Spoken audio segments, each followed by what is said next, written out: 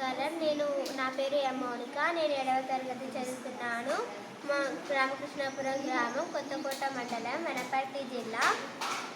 అయితే భారతదేశంలో చాలామందికి పరిశుభ్రమైన నీరు దొరకకుండా, అపరిశుభ్రమైన నీరు తాగి చిన్న పెద్ద అనే తేడా లేకుండా అందరికీ అనారోగ్యాలు వస్తున్నాయి.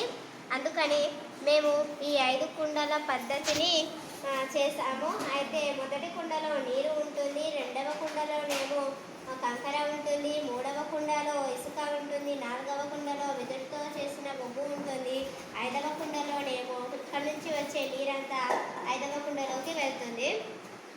అయితే మేము ఈ ఆమ్లాలు క్షారాలు కనుక్కోవడానికి మేము మా ఊరిలో ఉండే మసీద్ దగ్గర ఉన్న బోరింగ్ నుంచి నీళ్లు తెచ్చాము. ట్యాప్ నీళ్ళు తెచ్చాము. మా స్కూల్ దగ్గర ఉన్న ట్యాంకు నీళ్ళు తెచ్చాము. మా టీచర్లు తెచ్చుకున్న క్యాన్ నీళ్ళు కూడా తెచ్చాము.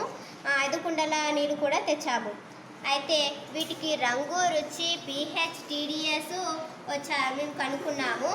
అయితే వీటన్నిటిలో కన్నా తక్కువగా 5 కుండల నీళ్ళ నుంచే తక్కువగా వచ్చింది.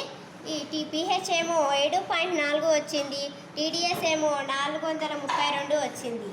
అయితే pH విలువ నిజానికి 6.5, 8.5 ఉండాలి. TDS మ్యాక్సిమంగా 600గా ఉండాలి. అయితే మేము 5 కుండల పద్ధతి చేయడం వల్ల, ఈ 5 కుండల పద్ధతి నీళ్ళు శుద్ధి అవ్వడం వల్ల మేము pH, TDS కనుక్కున్నప్పుడు ఇది శుద్ధి అయింది కాబట్టి మాకు తక్కువగా వచ్చాయి. మేము నిజానికి 6.5, 8.5 రావాలి, కానీ 7.4, 432 వచ్చింది. అందుకని ఇది నీరు శుభ్రమైంది అని నేను చెప్తున్నాను. అయితే మనం ఎప్పుడైనా మంచినీళ్ళు తాగాలి. ఎందుకంటే మంచినీళ్ళు తాగడం వల్ల మన ఆరోగ్యం బాగుంటుంది. ఆరోగ్యమే మన మహాభాగ్యం. ఈ నినాదాన్ని పాటిస్తూ అందరూ ముందుకు సాగాలని నేను కోరుకుంటున్నాను. అయితే ఈ 5 కుండల పద్ధతిని అందరూ పాటించాలని కూడా నేను కోరుకుంటున్నాను. Thank you.